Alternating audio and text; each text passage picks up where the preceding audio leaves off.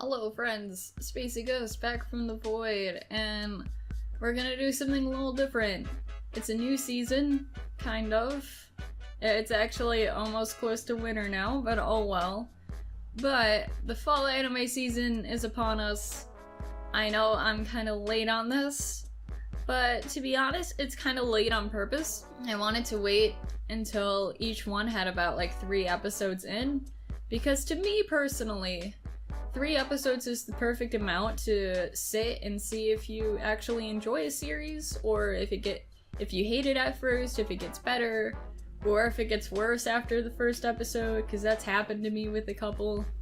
And also, 3 episodes or 4 are usually what fits into a single manga volume, so it's perfect. It's perfect. We're just gonna jump into this with Black Clover. Clover is about these 2 boys who want to like become Wizard King and stuff. And there's one boy who's like super cool and like super awesome, and he's the best, like literally. Everyone in this town is like all obsessed with this kid. And of course he gets the awesome like 4-leaf clover book, which is full of good luck and good vibes and ultimate power, basically. The second dude, he has absolutely no magical power, but at the same time he's like, no, I'm gonna be the Wizard King. That's like literally his whole character right now. Like, and everyone's just staring at him like, dude, you can't do magic. But he's like, I don't care. I got the power of anime and God on my side. Basically, the first 3 episodes set up their relationship, like they're from the same orphanage, because they just showed up at church one day with like some kind of weird mystical shit. No one knows where they came from, they just had names, and one of them had some kind of like pendant medallion thing that he now wears. I don't remember their names, so in my notes I just put Hinata and Sasuke. Because the main guy, he sounds way too much like Hinata from Haikyuu, except like more annoying. He's like a discount Hinata. Whereas the other guy, like with how perfect he is and how like kind of emo he's acting, like he's so much like Sasuke, and I could totally see where his character is gonna go if they decide to like do a full Sasuke, I guess. I do have a theory though, right from the beginning. Like in my notes I put that because they were born together, the second guy probably somehow sucked up all the magic from Hinata, and that's why he's so like overpowered and stuff. And it also kind of makes sense with stuff we find out later on with Hinata. I'm just gonna keep referring to them by their stupid, like, nerd names. Either that or the pendant that Sasuke wears, like, amplifies things, and that's why he's so overpowered, because he's wearing that. Or maybe the pendant was actually for Hinata, and it's like, Sasuke, why you gotta have everything for yourself? Like, you don't need everything, but he gets everything. But, like, later on you find out that Hinata actually has magic. Although they keep saying that he doesn't have magic, and it's like, dude, when the shit revealed, like, there was magic all over the place. He has a spell book. He has a giant magical sword, but they're still like, oh, nah, you suck still. You don't have magic. Like, yes he does. And at the same time, like, his training that he does to, like, get magic or something is to, like, punch trees or slice trees. Like, just use your fists, man. You don't need magic. Like, I don't believe it for a second that Hinata doesn't have any magic whatsoever. Like, there's gotta be something about that. And the whole thing with them, like, fighting to be the Wizard King, like, that just seems too over the top. Like, dudes, just be the Wizard King together. You guys are clearly special. Just be wizard husbands. I mean, the whole reason why Sasuke wants to be Wizard King is just because Hinata wants it just as bad. Which, again, screams Sasuke. Except, Sasuke's kind of a tool. Like, actual Sasuke, like Naruto Sasuke. This Sasuke, he's lovable, actually. I actually hated him in the first episode, but once you figured out, like, where he's coming from and stuff in the second episode, it's like, okay, I can dig you. You're lovable. You just don't show emotion, and that's okay. I also put in my notes that "you're my rival" is the new "I love you," because they say it to each other all the time. Nothing much happens in the third episode, I don't think. Just more exposition. And then they're off on a tournament arc, because you can't have a Shonen Jump anime without a tournament arc. As much as I kind of like that in a way, like, I like seeing other characters facing off against each other, and it's like that's how you learn about their powers and stuff. I also don't like how it's literally a thing in like every anime, or every shonen anime I should say. Like, I can name so many off the top of my head, like Yu Yu Hakusho, Hunter x Hunter, Black Clover technically, Naruto, Boku no Hero. Like, that's already 5. And that's just, like, off the top of my head. I'm not even getting into, like, my actual list of animes I've seen. And they usually take so long to complete. Like, that's why I stopped watching the original Naruto series, because literally the entire first half, 50 episodes, was the Chunin exams. And it's like, okay, I get it. I don't like this anymore. I want to get into the actual stuff, not them learning the stuff. Also, not to keep pointing this out, but in the third episode, Hinata calls Sasuke a handsome jerk. Like, literally, not just a jerk, a handsome one. So I think the show's gonna get pretty gay. I mean, it's already gay enough, and I am ready for that. One more theory, though, so far, I think, cause Sasuke, he's way too perfect. Something's gonna happen. Like, either his luck is gonna run out, and I do use that as kind of a pun, because he has, like, the 4-leaf clover, like, ultimate good luck thing going on. Or, like, maybe he's just gonna be so perfect, like, Hinata's gonna snap, and they're actually gonna become actual rivals instead of, like, just pally pals. Or maybe they're gonna pull a full-on Sasuke, and like, this guy's gonna turn to the dark side, and, like, they're gonna have to save him, and it's gonna take a whole season on top of the other whole season that's the tournament arc, and it's just gonna be a mess. No, I hope it doesn't go in that direction, but that's where I see it going from right now. It'd be really interesting if Hinata kept using dark magic, but, like, in a good way, like, in a positive way. I don't mean him, like, being like, oh, I gotta defeat the demons inside me. I mean, like, using the demons as they are, I guess, to, like, use that for good. That probably sounds like I described the same thing, but to me, it's different.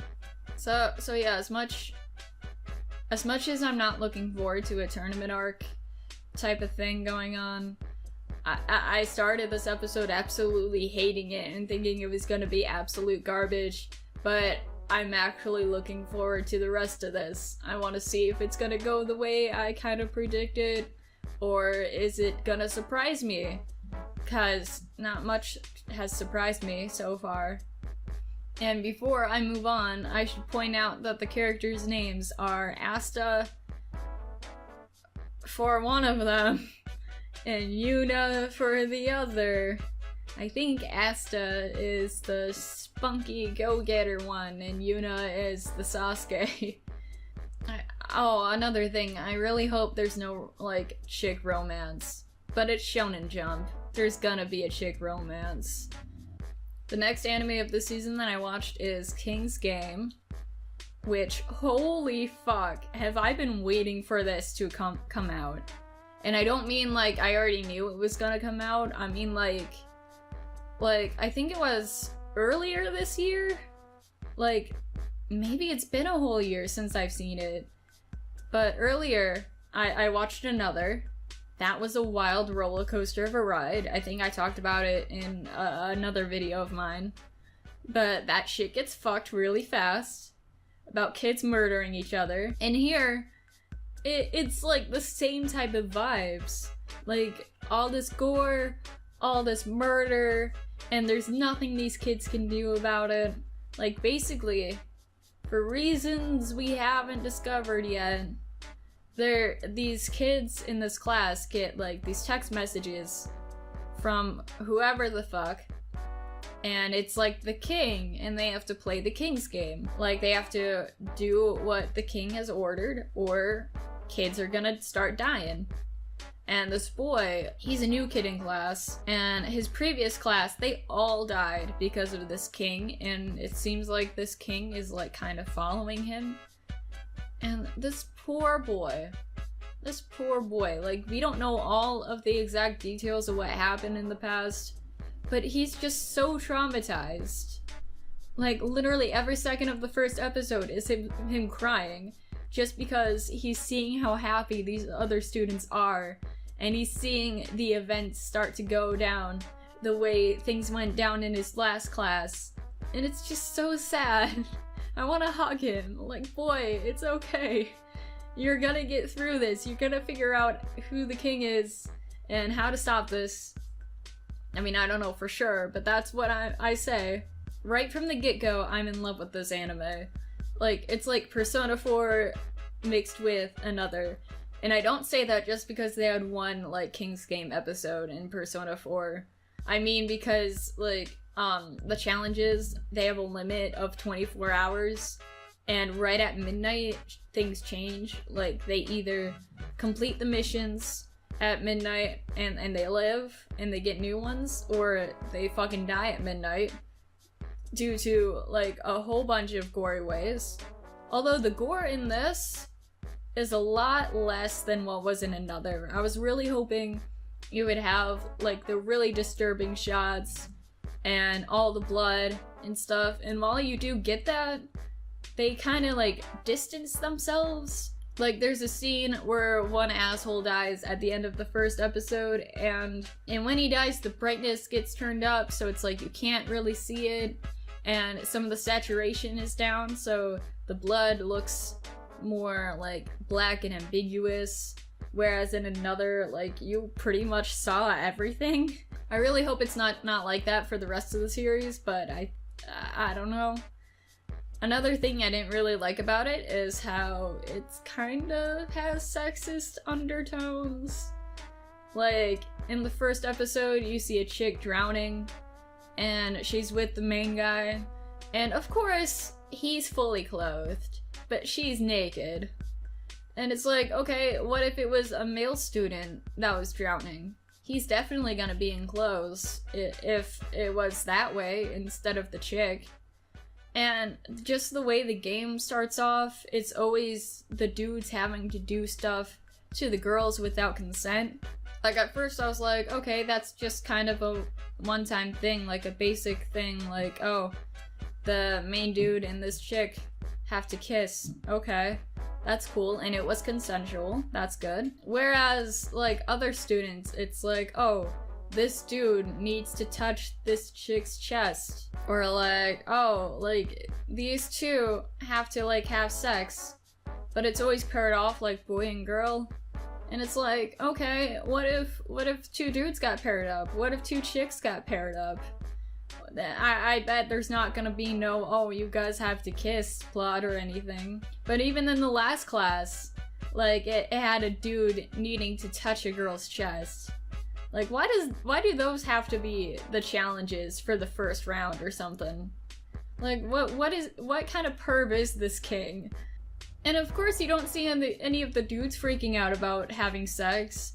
They're all just in the back like, oh sweet, free sex. Like, no, don't do that. I want to see, like, at least one dude be like, no thank you. Or like, please can we talk about this? Instead of just chilling in the background accepting it. As much as I'm in love with this, I am seeing, like, a few plot holes though. Like, why don't they go to the police about this? Because clearly, like, this mass murder thing happened, and the same events are happening again. There's, like, a pattern they can clearly see. And, like, why don't they trace the phone number back or anything? And also, for some reason, not all the deaths happen, like, after midnight, or during midnight, I should say. Like, the first guy in the first episode, it took like 10 whole minutes for it to be like, oh shit, you didn't do your thing, time to die. Whereas everyone else, it was like right away. Also, King's Game, anime. Why put names next to the students as if I'm gonna remember by the end of this? I don't remember names. I don't know anyone who does. Unless it's like some kind of major franchise. Like, even the background characters, they had like their names next to them as if it was like that important to remember them. I mean, they're all dead. How are they important? I mean, if this used to be a manga, I mean, that makes sense. One thing to talk about though is the opening.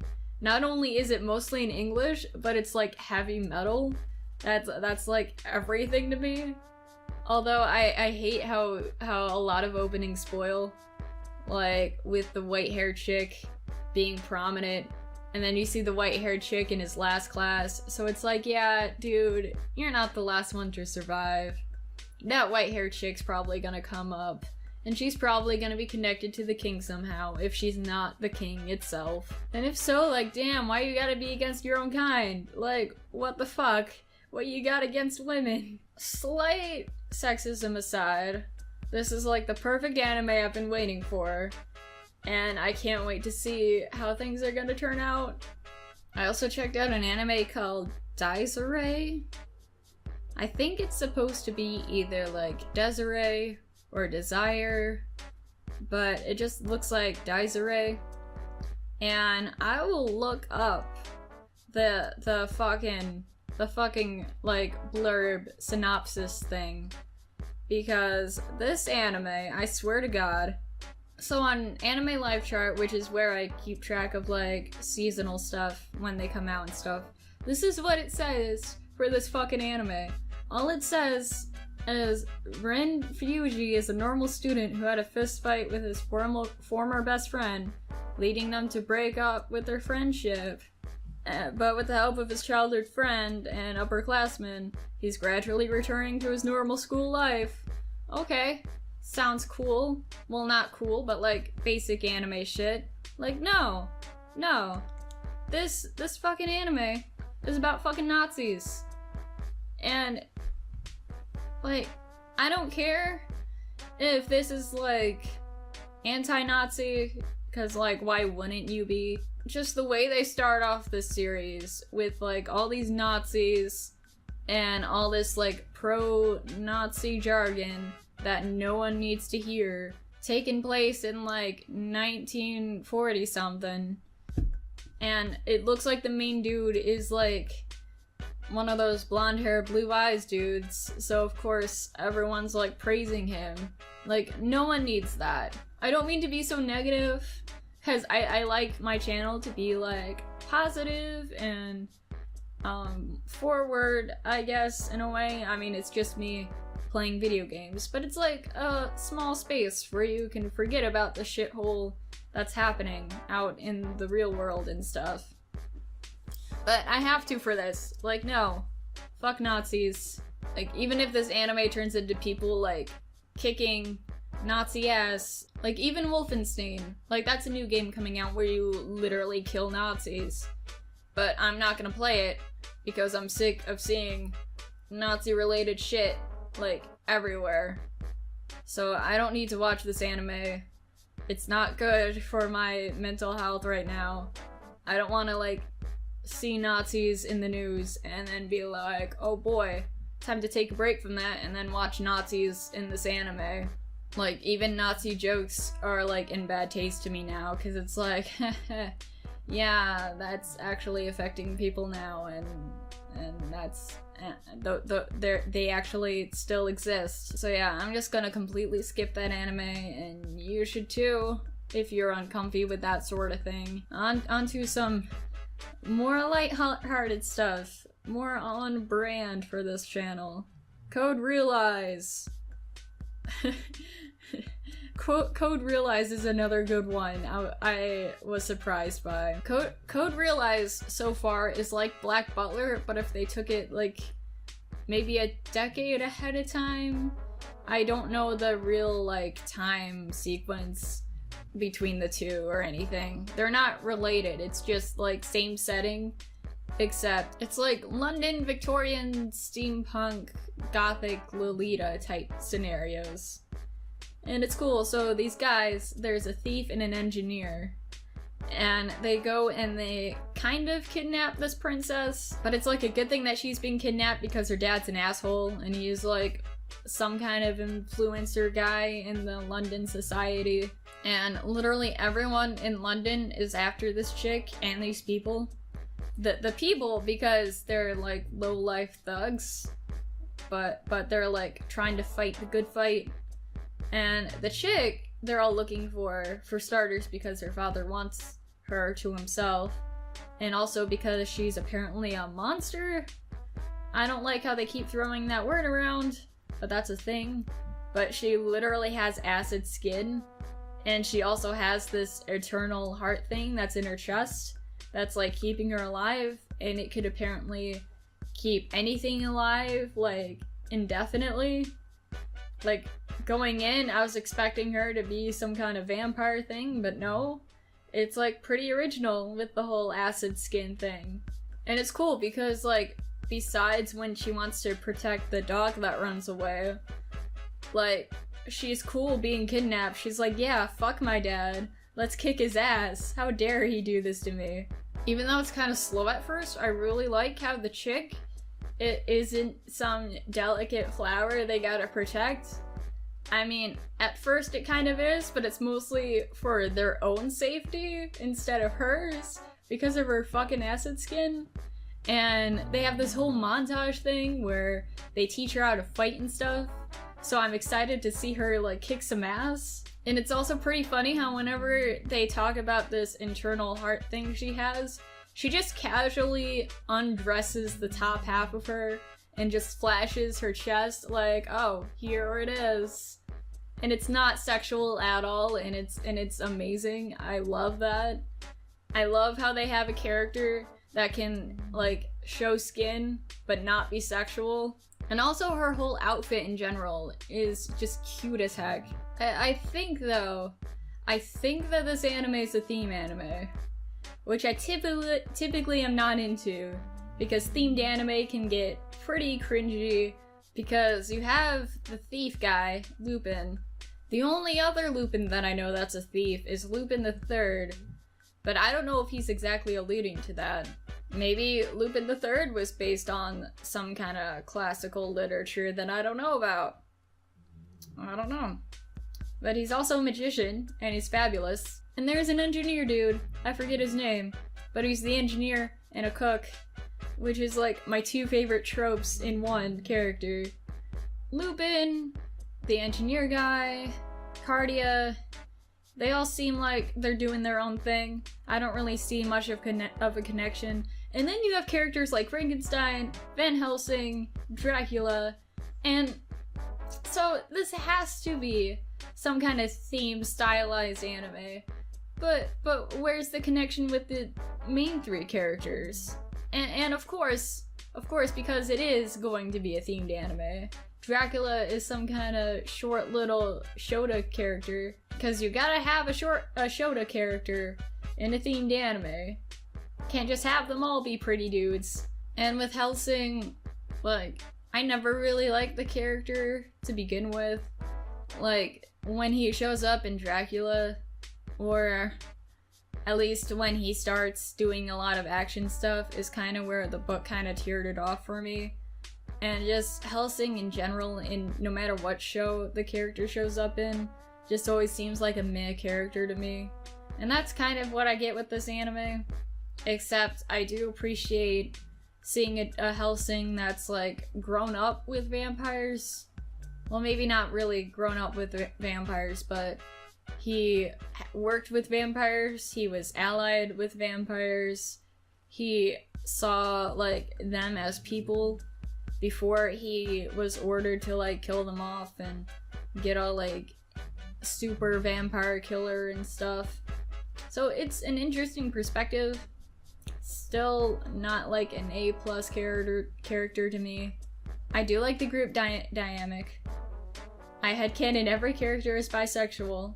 I actually, like, ultimately headcanon Frankenstein as gender fluid. Because I don't think they've called Frankenstein by, like, a gender or anything. They've always addressed them as Fran.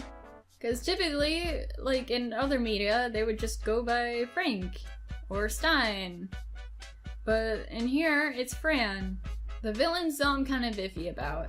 Like Finis, he's like the queen's lackey sort of thing. Like, I'm in love with him. He's like the smug-ass Lolita drag queen. Even if he does turn out to be kind of annoying and tsundere, I don't care. Just his outfit all put together and his voice, how like smug he is, I love. Although I really hate how they made the queen. Like, the queen is supposed to be like this regal, like older woman, or at least that's how I like to depict her. But of course the queen herself is some kind of like snooty teenager. I think I said everything that I wanted to say about this one. It is more tasteful than usual for like themed stylized animes. If there's a more proper term for that, please let me know. I'm gonna keep watching it because I like seeing my girl Cardia kick ass, and I do like seeing this group like perform as a group. The last one I'm gonna talk about is Recovery of an MMO Junkie. If I wasn't already in love with King's Game, this would have to be my favorite anime of the series. It seems to be such a good, lighthearted, like if you had a bad day, just turn this on. And this chick in the beginning is me. I don't know her name, I don't think she says her name. All I know is that she's me. She's me if I were a woman. Like, she quits her job to become a NEET. And I have so many questions, like, did you save up money so you could just sit around and play video games? What are you doing for rent? How are you getting food? And she's not like a teenager or anything, she's a middle-aged woman.